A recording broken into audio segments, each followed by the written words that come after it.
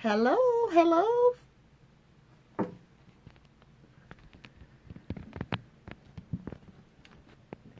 Hello, Facebook friends. I'm not sure who's out there, but I just wanted to share a quick Facebook Live for Mental Health Awareness Month because they're, hey, Dr. Peace, how are you? Can you see me okay? Hey, boo boo. So, anyway, so God has put something on my heart today. Hey, line sister. Oh my goodness, why aren't you guys at work?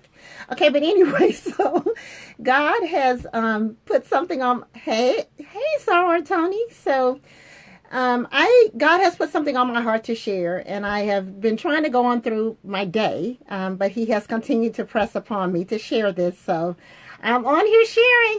Thought it was just gonna be me and God, but I don't know why y'all on here because y'all need to be at work. Hey, Felicia. Hey, Sarah Tony. So glad you guys are here. So this is Mental Health Awareness Month, right? May. Hey, Chip. Oh my God, is anybody working today? Y'all are funny. Okay, you fly out in a few hours. Okay. So, Ashley, okay, I need some of y'all to turn off y'all's phones. Okay, so God really has been on my heart and my spirit to share my journey about mental health awareness, okay, so that we can stop the silence. So, you see people before you who maybe seem to be successful in your eyes or even in their own eyes, but you don't know their journey. Oh, that's right, you work from home. Okay, all right, classmate, keep it going. I want to be like you when I grow up. So, God put it on my heart just to share my mental health awareness story. So May is for mental health awareness. And one of the things we really want to do this month is just to stop the silence, because the first way to address issues around mental health really is to make it safe to share our journey, right? So we all go through stress. We all have anxiety. We all get overwhelmed. There's nothing wrong with that. Okay. So if we get stressed or we get overwhelmed or we have anxiety, that's perfectly okay. So we need to kind of demystify the fact that it's not okay so that when we get to a point where we find that we don't have the coping skills, hey, Denise, that we can be comfortable letting others know. Hey, classmate Renee. So really quickly, with respect to mental health, I wanted to share my own journey because some people know my journey, but not everyone does. And this may help someone. And so God put it on my heart to share really quickly. So I was just going to do that. So mental health is a huge, huge issue. Also, access to mental health resources is a huge, huge issue. So that's the first thing. The second thing is I've experienced depression twice in my life. The second time was very severe, and I actually contemplated suicide. So I am comfortable sharing that. And hopefully me in sharing my truth will allow you to impact someone else. Hey, Renee. Hey, Precious. Thank you for joining us. So it's mental health awareness, you guys, and we need to be accountable for our mental health. We need to be accountable for sharing in our spaces, in our places, and with our friends when we're having challenges with our mental health. So I'm here. Hey, Chuck Hobbs. Thank you, sir. Hey, boo-boo. I am here to tell you guys that during my first year of internship, I experienced significant depression. And I'm a lot older than many of you guys watching, but for those of you guys who remember Susan Smith, she was the young Caucasian female who drove her children off a bridge and blamed it on black men. She said that they had carjacked her car, but she drove them off a bridge and they drowned. So I was an intern during that time. And so I used to drive across a bridge every day to work, you guys. Hey, Sophia. I had to drive across the bridge every day to work and intern. And I literally, you guys, would say to myself, I want to just drive this bridge. Just on a Friday, because somebody may work for me Saturday or Sunday. I literally had that conversation with myself. If you're going to drive off the bridge, wait and do it on Monday. Because if you do it on Friday, then people are going to be mad. They're going to be like, why did Terry kill herself on Friday? She should have did it on Monday. Now we have to work for her. I literally had that conversation with myself. Okay? So as an intern, hey, Christopher Marks. Hey, Gina Marie. Me too, Dr. Peace. I'm glad I received the help I needed. So, Christopher, I'm sharing my mental health journey so that we can stop silence, particularly in communities where we're not comfortable talking about mental health. So when I was an intern, I found that I was becoming increasingly melancholy. I did not want to go to work. when I would step into the hospital, I literally would cry in the door frame. We had these model trains. Hey, Maisha, you heard what I said about people covering for me, huh? We had these trains. We walked in at Children's Hospital, these model trains that would go around. Hey, Kimberly, alumni. And when I would pass by the trains, they would be going around. I would wish I was on one of those trains so that I could leave, so that I could not have to go into work. I would literally cry in my car so I wouldn't have to get out. I didn't want to eat. I didn't want to get out of bed. I didn't want to see patients. I didn't want to let people down. I didn't want to let my family down, because this was supposed to be my dream, right? But most of all, I no longer had joy in the things that previously gave me joy. So it's okay to be overwhelmed. It's okay to be tired. It's okay to need to take a break. We all have to take a break, right? But when you find that you would rather take a permanent break, when you find, hey, Laurel J, when you find, that's right, Felicia, when you find that the things that previously gave you joy no longer give you joy, when you find that your naps and your escapes are interfering with your ability to have normal daily activities, that's when you need to seek help. So you guys, I literally said to myself when I was driving across the bridge, just like Susan Smith had driven her kids off, hey, Nicole Edwards, I could kill myself today. I could drive my car into the water today. This was in 94, 95. I could drive myself off today, and I wouldn't have to go to work. I wouldn't have to let anybody down. I wouldn't have to worry about anything. I could just end it. But the only reason I didn't was because I did not want somebody else to have to cover for me. Now, how crazy is that? That I did not want my co-interns to have to cover for me, or have somebody say at my funeral, well, why did she kill herself on a Friday? She didn't have to work Saturday and Sunday. So I shared this with my husband, how much anxiety I was feeling, how emotional I was just walking into the hospital, 6 months into internship. Hey, Dr. Shanika, thank you for joining. I was just sharing that God had put it on my heart to share my depression journey and my thoughts around suicide as an intern, so that we can stop the silence, so that people can know it's okay to seek help. So I had shared with my husband that I did not only did I not want to be a physician, that I had considered killing myself, but I was worried because somebody was going to have to cover for me. Like literally, I had that rational thought. My husband was like, look, you can do something else. It's not that serious. It's not that serious. You can do something else. It's okay. It is going to be okay. You guys, I thank God that I had the kind of program director that I could go in and say, hey, I'm feeling overwhelmed. Not only do I not want to do this anymore, I don't want to do anything. I actually have had thoughts of driving off a bridge, driving my car into the water, being immersed in the water. It just seemed like it would be so comforting to do that. But the only reason I haven't is because I don't want somebody else to have to cover for me and say that I took time off from work and now somebody else has to cover for me. I thank God that I had the kind of program director who listened to me. He didn't judge me. He immediately pulled me out for 2 weeks of therapy and counseling. I thank God that I had the kind of classmates who were like, do what you need to do. Take care of yourself, boo. We got you. We're going to be here. And then when I came back, I was able to finish internship. What that 2 weeks taught me was to recognize the triggers. You need to recognize when you're feeling overwhelmed. You need to recognize when you're feeling burnt out. You need to recognize when you're no longer relying on your normal support systems and when you're becoming withdrawn. It really does, Dr. Nix. And so for me, I tell everyone, it's anyone who says, I don't get stressed out, I'm not overwhelmed, I never get sad, I never have to take a break. That's right, Dr. Maisha, that's right.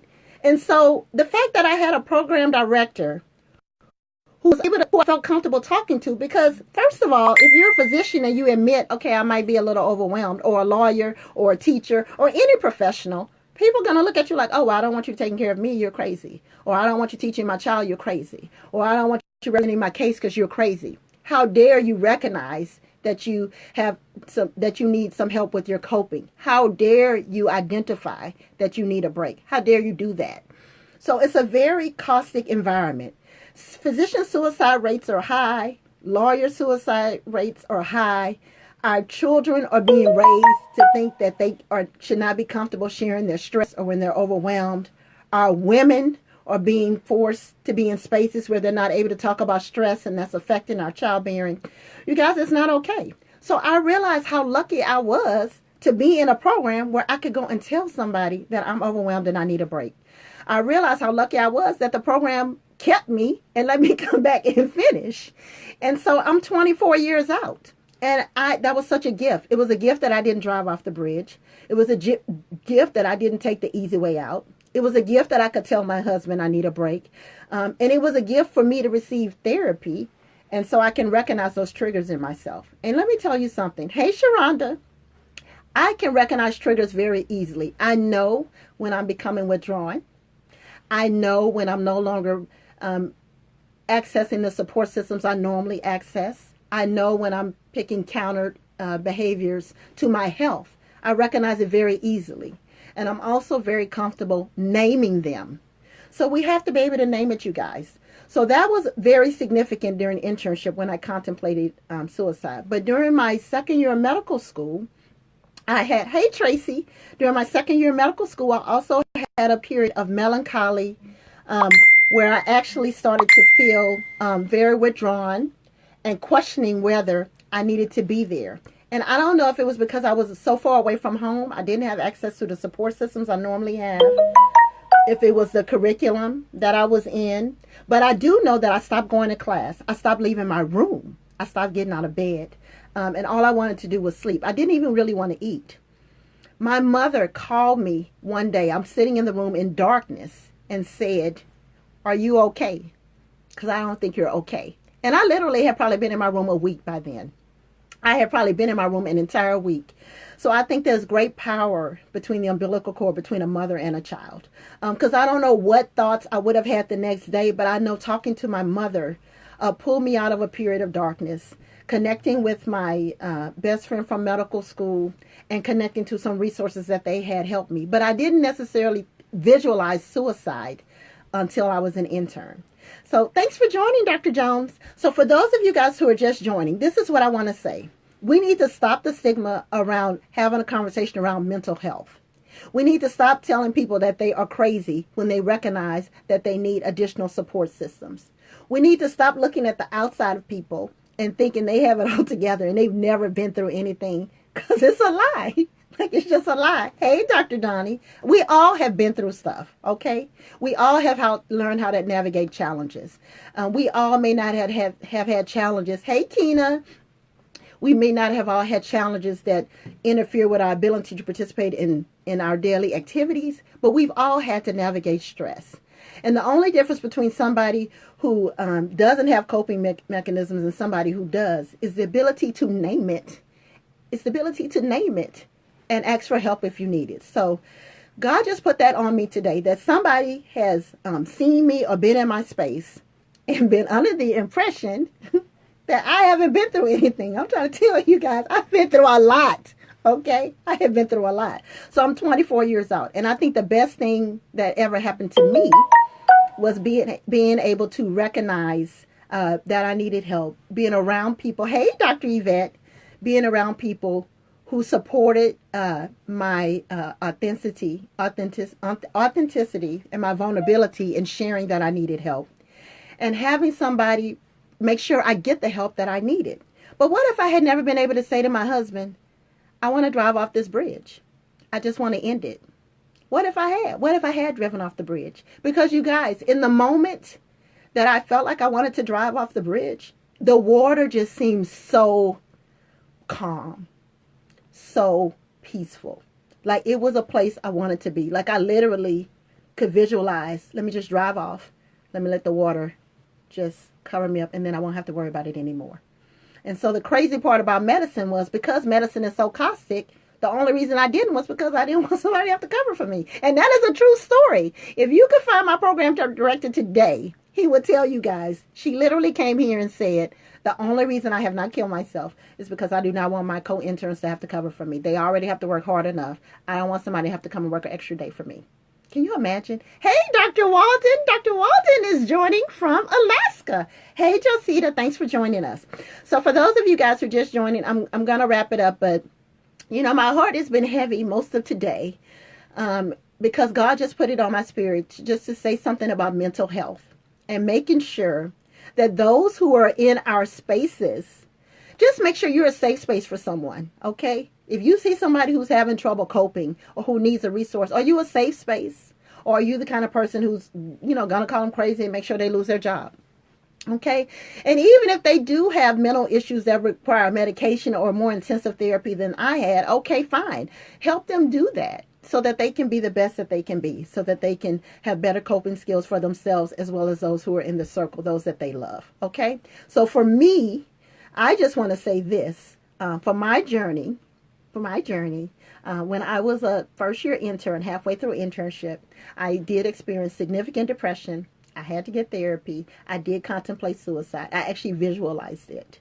And I'm glad that I was able to be surrounded by someone who made sure I got the help that I needed. I'm glad that I had a program director who could support that. So physician burnout is high, and we don't do our upcoming doctors any favors by telling them it's not okay to seek help if they feel like they need to seek help. We don't do them any favors by telling them to hide their truth. We don't do them any favors by telling them to suck it up. Okay. So what if they're not in a safe environment where they don't have the kind of program director that I have? Maybe they don't. Thank you, Tony. I appreciate it. So maybe they don't have the kind of environment I had. Maybe they have the kind of environment where somebody will make sure they lose their job or their license. Maybe they have the kind of environment where they had to resort to using drugs to get through. I don't know. But I do know that if they're in your space and you feel like you can recommend some resources to them, just start with letting them know they're not alone. Anybody in your space, in your family, let people know they're not alone. When people say that they know somebody that committed suicide and they say, well, I just talked to them yesterday, I thought they were okay. Well, how do you know they were okay? Did you ask them? Did you ask them if they were okay? Or did they just seem like they're okay? I'm sure I looked like I was okay during internship too. I'm sure I did. You sometimes just have to ask people, hey, are you okay? Are you doing okay today? Do you need somebody to listen to you today? Do you need somebody to talk to you today? One of my really good friends, Dr. Erica Goodwin, just released a book with several other mental health care professionals that specifically addresses resources for mental health in the African American community. So that's a great resource of where to start. Oh, God bless you, Rachel, Dr. Walden. So anyway, hey, Robin Moore. So that's a great resource for some if you need resources, particularly in communities of color where there's a big stigma around saying that you need help. Or if you do say you need help, you need to pray those issues away, right? And sometimes in our prayer, we're led to seek other help, right? And that's okay. We have to make that safe for people. So what am I trying to say? I want to, 4 people who've committed suicide. Wow, Felicia, that's scary. It makes me so sad. So what I want to say, you guys, it's okay to be stressed out. So don't get off this live and say what Dr. Terri said. We all get stressed out. Did I say it's not okay to stay in the bed all day? No, you can stay in the bed all day. That's fine. You want to eat 2 bags of chips? That's fine. You want to take a nap? That's fine. You can do all of those things. You need to take a mental health day from work? That's fine as well. What I'm saying is when your coping mechanisms lead you to want to check out from life, when your coping mechanisms lead you to want to check out from all activities, when your coping mechanisms interfere with your ability to do your daily activities for work, for home, for yourself, that's when you may need to ask for additional help. And I think that's totally fine. Okay. So that's my mental health tip today with Dr. Terri. The other thing I want to say outside of my experience with considering suicide during internship and having to take a leave of absence, when I came back from my leave of absence, my coworkers, those friends during internship were still some of my best friends. They surrounded me and supported me and shielded me and allowed me to still be successful. So I'm 24 years out and went on to have a very successful career. And I recognize triggers in myself. So when I recognize triggers for an unhealthy environment for myself when I was in academic medicine, I was able to step away from that because I know what life looks like when I remain in an environment that's not healthy for me. I know what life looks like, and I don't want that anymore. I recently made a life change for my job here after 15 years with a practice that I loved. But when life begins to look unhealthy for me, it's not just me that's affected. It's my marriage, it's my children, and ultimately could be my life. And so when it looks unhealthy, I recognize that. So I made a change to something that was more healthy. But the beginning, the first step to choosing something that's more healthy, right, is naming it. So we got to stop the silence, folks. We have to be a safe place. I'm sorry about your uncle, Felicia. We have to stop the silence. We have to make safe places. We have to make mental health not taboo. We have to make mental health not taboo. That's right. Don't stay in a toxic situation. Hi, Rashuna Radiant. I love the smile. So we have to stop the silence. We need to be in safe places, safe spaces. We need to share our truth. And we need to seek out appropriate resources. Because this is what I know, you guys. I don't care what it looks like or what you feel like. You are not alone. And more people are going through what you're going through than you realize. And probably more people have gotten help than you realize. And then the last thing I'll say about therapy is fast forward to my 20th year of marriage. So I wasn't depressed. So I wasn't depressed in my 20th year. But we did have a crisis during our 20th year of communication, right? And so we were able, so mental health is not just depression, right? Mental health is positive coping skills. Mental health is effective communication strategies. Mental health is knowing what works best for you for self-care. Mental health is you knowing how to use your words effectively, right? And you got to be really in tune with yourself. And so my 20th year of marriage, we were able to do, we needed to do counseling.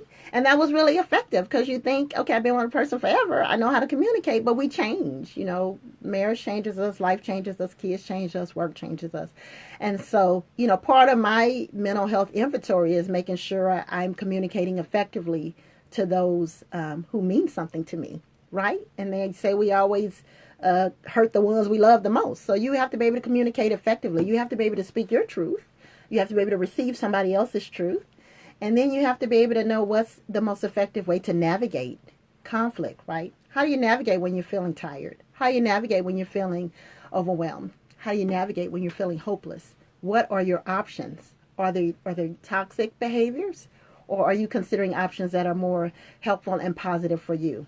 So that's what I want to say for that. So thank you guys for joining me and honoring what was on my heart, and big ups to God for putting that on my heart. Quite a few of you guys joined me. I thought it was just going to be me. So I appreciate you guys. And I just want to say, May is for mental health awareness. Anybody that's struggling with something, just know you're not alone. And just know that resources are available for you. And that it's okay to ask for help. And we all get overwhelmed. And we all get stressed. And we all get burnt out. Some of us are in careers where we may feel that more than others. But we all need to have some coping. We need to have our toolbox of coping skills once we recognize that we need to change and we need to do something different. Okay? All right. So wishing you guys light and love for the journey. Prayers to you guys who know somebody who personally have gone through suicide. And shout out to you guys who've considered suicide at one time in your life like me, but who lived to tell the story. Okay? All right. God bless you guys. Y'all take care of yourselves, okay? All right. Bye-bye.